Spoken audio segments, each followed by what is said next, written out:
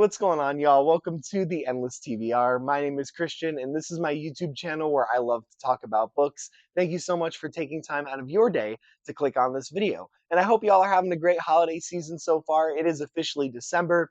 Thought I would celebrate by putting on my Christmas sweater for this video.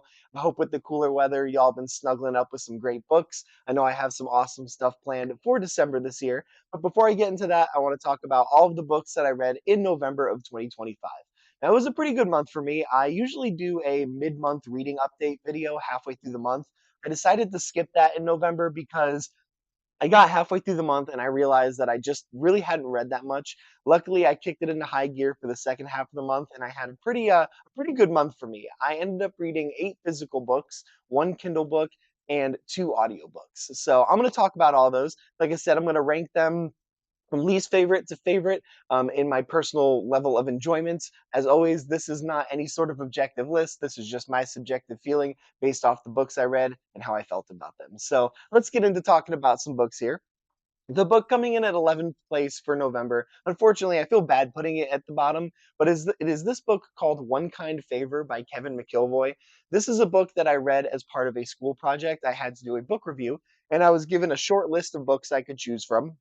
I ended up picking this one because I thought it sounded really interesting. I'm actually going to read the plot synopsis here off of Goodreads. So, based loosely on a tragic real life incident in 2014, One Kind Favor explores the consequences of the lynching of a young black man in rural North Carolina. After the lynching of Lincoln Lennox is discovered and subsequently covered up in the small fictional community of Cord, the ghosts who frequent the all in one bar and consignment shop take on the responsibility of unearthing the truth and acting as a memory for a town that longs to forget and continues to hate. So that is the plot synopsis of this book. I thought it sounded really interesting. Obviously, it sounds like it has like a lot of deep themes and important messages. I got about halfway through this book and I realized it is not written in a traditional sense at all. It is much more poem like and it is written much closer to poetry than actual prose. And as somebody that does not read a lot of poetry and certainly does not interpret poetry well, I got about halfway through this book and realized I did not know what was going on half the time. Like, there's the reason I feel bad at putting it on the bottom is because this is clearly a very important book and one that the author cares a lot about when it comes to the subject matter. There are a lot of really important themes and moral lessons in here. Obviously it tackles racism very heavily, but unfortunately, the way that it was written is not for me, and I had such a hard time understanding what was going on. I put it down halfway through, read a different book for my school project, and then I did come back and finish it. I wanted to finish all of it just to give the book like its due because, like I said, I can tell there's a lot of love put into this. I think if that sounds like an interesting plot to you, you should definitely check it out. Maybe read like an excerpt of it online to see if it's kind of your style because a lot of other people's reviews were really good. But unfortunately, when it came to like the dialogue and stuff like that, there were a lot of like made up words or like stringing together of words into these long like paragraphs. And I didn't understand what was going on for a lot of it. So that is One Kind Favor. I think I'm just not well read enough to tackle this one yet. I think I'm going to put it off to the side and maybe in a couple years if I read other books like it, I can revisit this book and maybe appreciate it more. Because, like I said, I think the themes in here are great, and I'm just not ready to tackle this one yet. So that is One Kind Favor. Next up, I'm going to talk about the 2 audiobooks that I listened to this month. If you know me and you watch my channel, you'll know that those audiobooks are by Nick Spalding. He's been my guy lately. I listen to him on my commute to and from work. So coming in at 10th place, we have a book called Logging Off. Logging Off is the story of a character named Andy Bellows. He is addicted to technology. He can't stay off his phone, can't stay off the internet, and he starts to suffer from physical and mental problems because of his addiction. So he decides to do a digital detox, and his friend, who works for the newspaper, writes a story on it. It blows up, and Andy gets all these followers who also want to do a digital detox, and then chaos ensues. And I've talked about Nick Spalding a little bit on this channel. He follows a very formulaic structure for most of his books. You have your main character who has some sort of struggle. They go on a journey, and along the way, they encounter all these ridiculous and crazy and funny scenarios that are just super outlandish. And then it usually ties up with a nice bow at the end. And this one, this follows that structure entirely. You have Andy Bellows struggles with technology. He's on his journey to detox. Along the way, all these ridiculous and crazy things happen to him, and then at the end, there's a nice little moral lesson. And I will say, I do like this book because I do like the lesson. The lesson at the end is basically that overconsumption of technology is a bad thing, but technology does have its uses, and like limited use is okay. Where I didn't care for this book too much is that middle chunk where all the funny things are supposed to happen.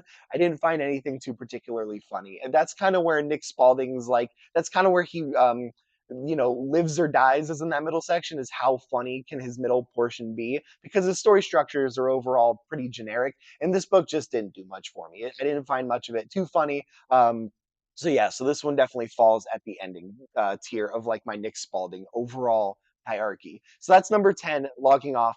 Coming in at number 9 is the other Nick Spalding book, which is totally fine. This is actually his newest book, which came out in October of this year. And this story follows this guy named Charlie King, and he is like an event planner. He does like weddings and birthdays and stuff like that. And he's super organized, super good at his job. And then all of a sudden he starts having these like panic attacks, and he doesn't really know why. And the bulk of this story is him trying to go on this journey to figure out why he's having this like anxiety and why he's, struggling at his job and stuff like that. And he's like unearthing truths about himself that he's learning along the way. And this I feel the same way about this as I do with Logging Off. In your middle section where you're supposed to have all these humorous moments and funny times, like it didn't really hit for me. There weren't too many moments where I laughed out loud. There was one sequence where that involves like a mushroom trip that I thought was quite funny. So that's why I bumped this one up a little more than Logging Off. But overall, the middle portion of the book didn't do too much for me. I will say another reason why this one's a little higher than Logging Off is there's this like character twist that happens about like 80% of the way through the book that really did um pack an emotional punch for me, and I was not really expecting it. So the last 20% of this book I thought was actually quite good. It's just the first 80% was like quite a drag to get through. And once again, I didn't find that middle beef where Nick Spalding really shines on his other books. I didn't find it too particularly funny or endearing. So that is totally fine. But the book does have again a good moral lesson about the character Charlie. He keeps saying throughout the book that he's totally fine. He's totally fine. And the book is about being able to understand when you're not totally fine and admitting that and getting the help that you need. So a great moral lesson that I like. It's just it wasn't too funny, and it kind of dragged throughout the first like 80% of the book. So that is number 9, totally fine. Coming in at number 8. Sorry, I'm a little congested. If I sound really nasally, that's why. I'm a little congested this morning. Coming in at number 8 is Beware the Nameless by Zoraida Cordova, which is one of the middle grade novels from Star Wars The High Republic Phase 3. And I've had such a great time with the Phase 3 middle grade novels so far. We had Escape from Valo, which I read 2 months ago. And then we have Beware the Nameless. And I think these are two of the stronger middle grade novels that I've read so far. This one especially is a lot of fun. Basically follows a lot of the same younglings that we met in Escape from Valo. They stow away aboard this mission ship, and they are discovered, and they're like, and the Jedi on the mission are like, oh, you can't go on this mission. This is super dangerous. In the meantime, they pick up a distress signal from another planet. And so a Jedi Master says, hey, I'll take these 4 younglings. We'll go investigate this distress signal, and you guys can go on your mission. And it's kind of just following this group of younglings and this Jedi Master as they're trying to figure out what's going on this planet. And Nile and Nameless ensue and action and stuff like that. But the thing about this book that I really like the most is on the cover there's this character. His name is Churro the Hutt, and he is a good guy Hutt character, which as far as I know I don't think we've ever gotten before. I've certainly not read everything Star Wars, but I've never read anything with a good guy Hutt before. And Churro the Hutt is so delightful. I loved his character so much. It's one of those things where you read it and you're like, a good guy Hutt, I don't know if that's going to work, but it absolutely worked. And he was one of my favorite characters in any of the middle grade novels so far. And the returning cast is really good. Kildo and Tep Tep and Ram Jamaram, who's basically been in most of the middle grade novels at this point, are all delightful characters. So this one falls under kind of how Escape from Valo did, just a delightful, good, easy Star Wars action adventure, good for young audiences. So I did enjoy it quite a bit. So that is Beware the Nameless. Coming in at number 7, I had to count. And coming in at number 7 is the last book I read in November, and that is The Alchemist by Paulo Coelho. This is one that I knew absolutely nothing about, but my fiance said it was pretty fun, and I was just kind of looking for a shorter book to read. This is a really quick one, like 170 pages, just to kind of break up some of the bigger books I've been reading lately. And so I picked this one up.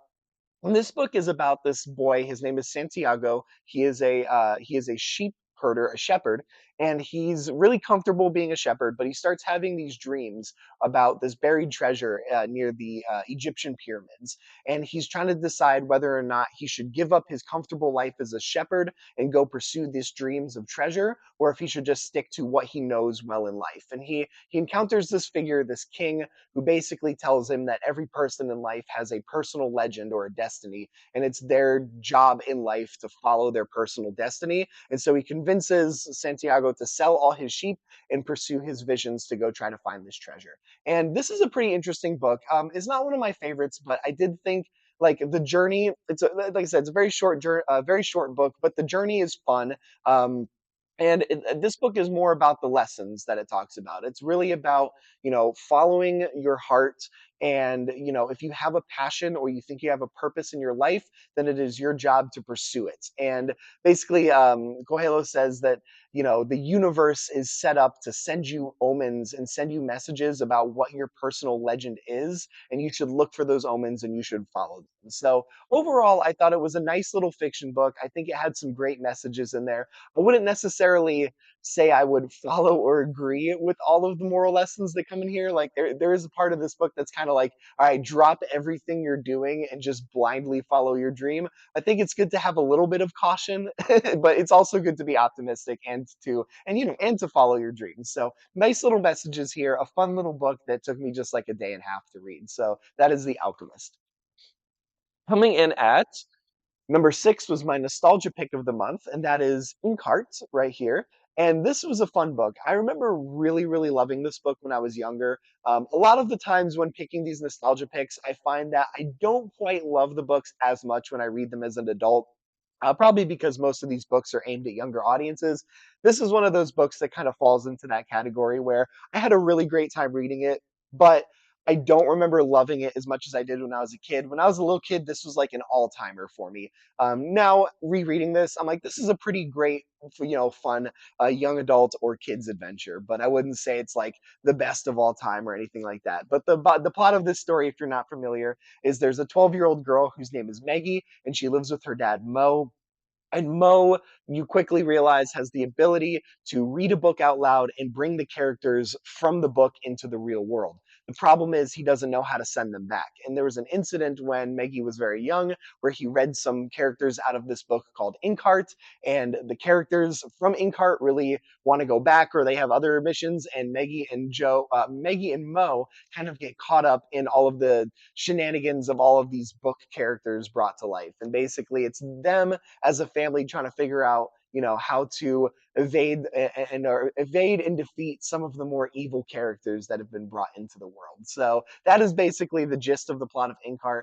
And like I said, I will put this in a very fun young A and kids adventure that I enjoyed reading again, but I wouldn't say is one of my favorite nostalgia picks that I've done so far. I am excited to read Inkspell and Ink Death. Those are still on my TBR for the next month or so, and I'll see how I feel about the whole series when I finish it.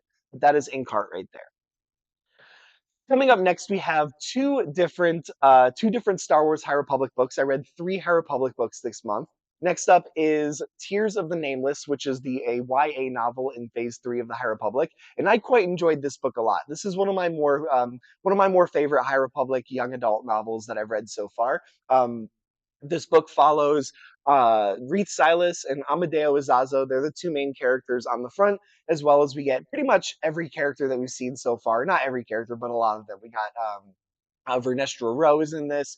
Master Comac makes a reappearance after a while. You get to see Elzar Mann and Avar Kriss in this one. And the main thing that happens in this book is a lot of research by the main characters to finally figure out what are these nameless creatures and how are the Jedi going to fight against them? They've gotten some hints and some clues as to what the Nameless are, and this is them really locking in and following Reeth and Amadeus as they are going out and trying to get to the bottom of what the Nameless are. And Master Comac helps along the way, and it's this big adventure to get to this place that has some clues about what they're going to do next to defeat these creatures. And I quite enjoyed this book. It's not a 5-star read for me. I gave it like a nice middle 4-star. But I am glad. I did like how this book felt like we're finally starting to get the bow that's going to tie together the knot of the High Republic is starting to come together. I'm starting to see the vision, starting to see where they're going with these nameless characters and how the story might wrap up.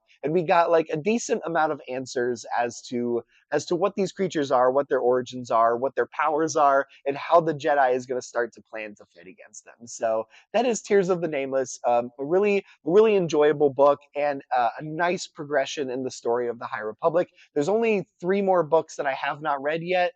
In this series, I'm very excited to get to them in December, and I'm excited to see how the events of this book play into the overall conclusion. So that is that one right there.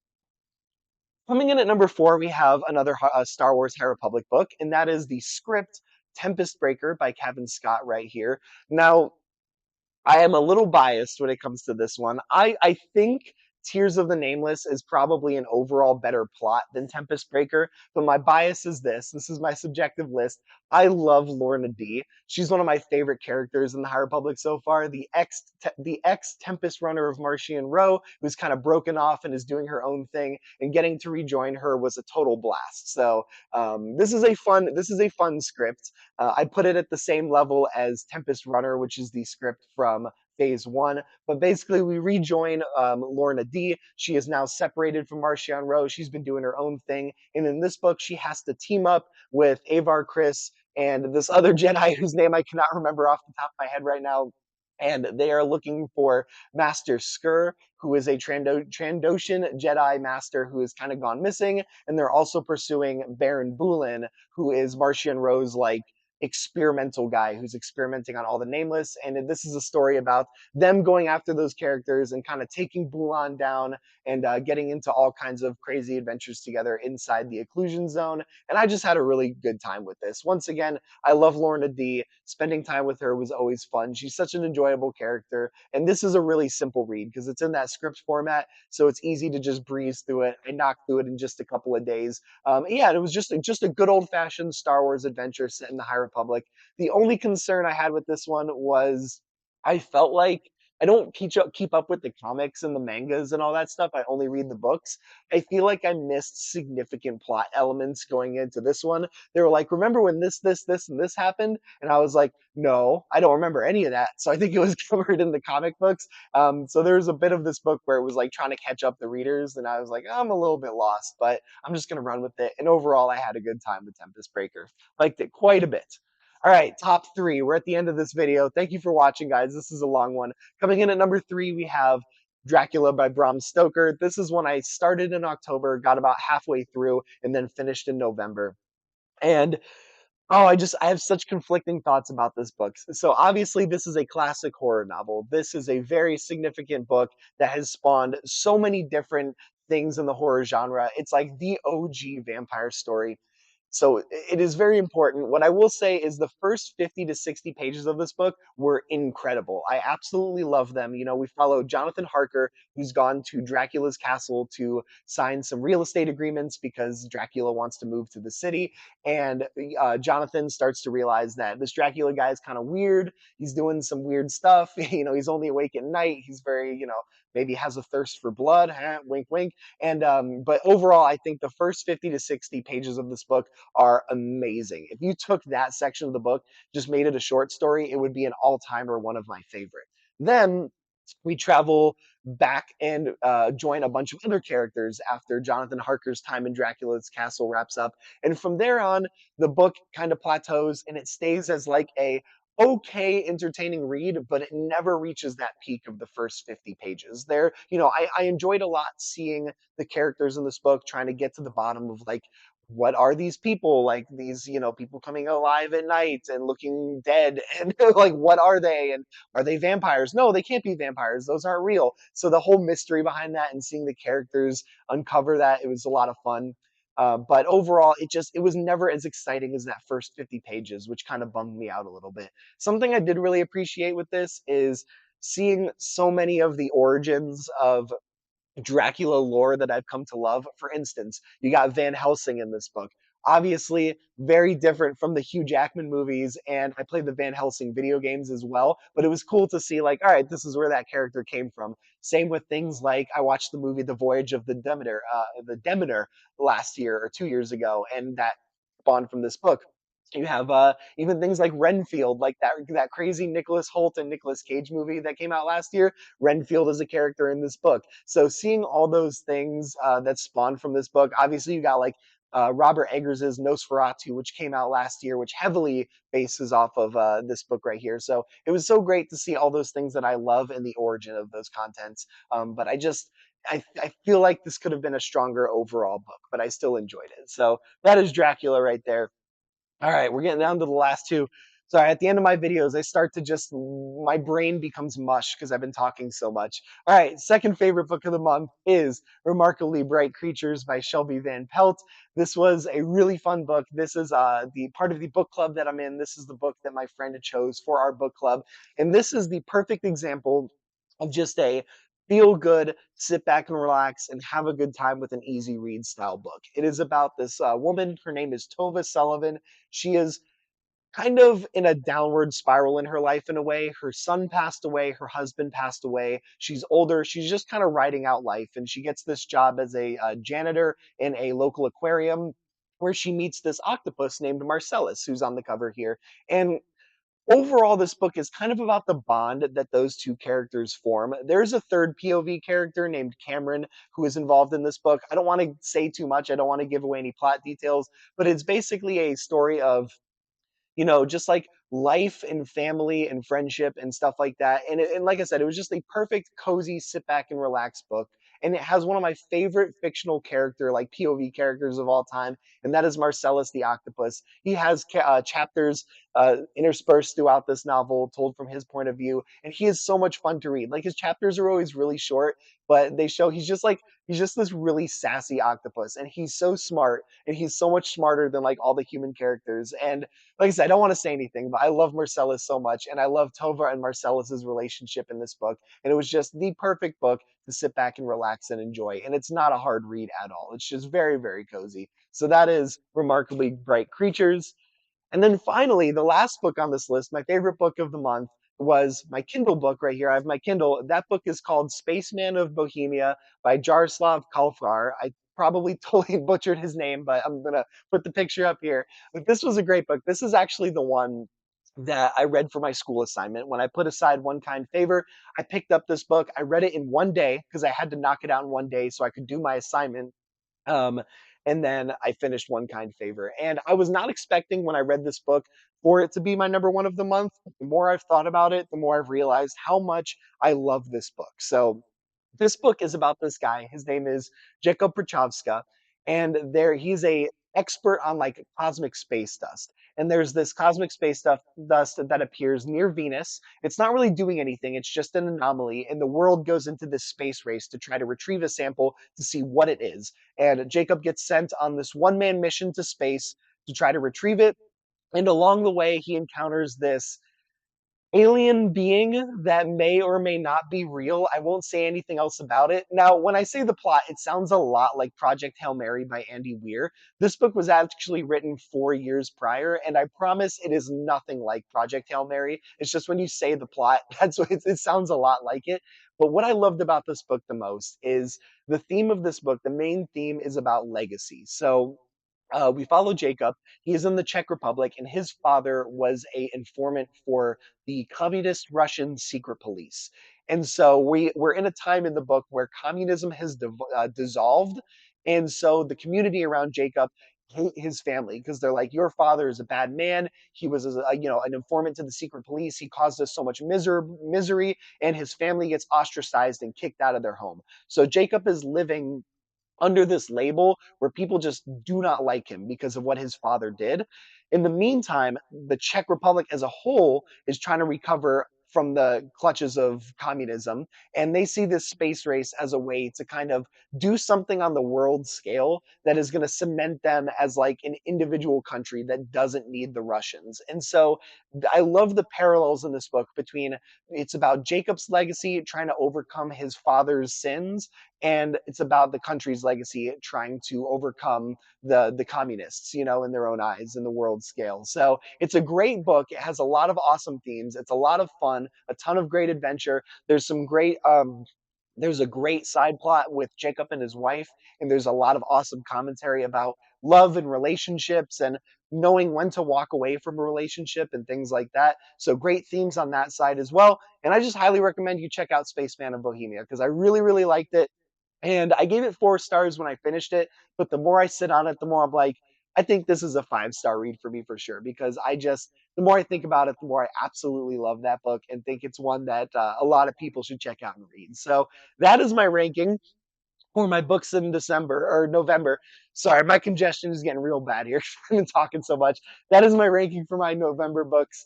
Let me know in the comments below if you've read any of these books, if you enjoyed them, if any of them sound interesting to you. And stay tuned shortly. I'll be posting a video about the books that I plan on reading in December of 2025.